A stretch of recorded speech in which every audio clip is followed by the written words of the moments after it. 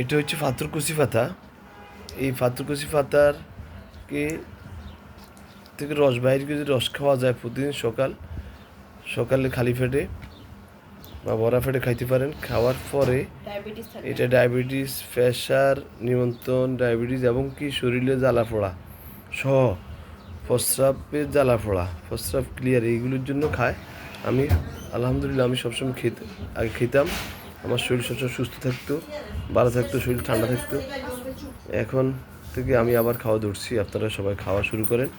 এটা অনেক উপকার না পাথরকুচি পাতা। এটা একটা পাতা থেকে কয়টা গাছ হয়? একটা গাছ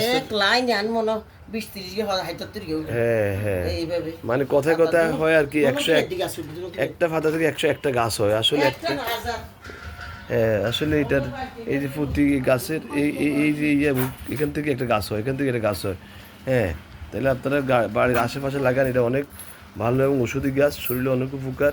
ডায়াবেটিস নিয়ন্ত্রণ, প্রেশার নিয়ন্ত্রণ, প্রস্রাবের জ্বালা পোড়া সহ।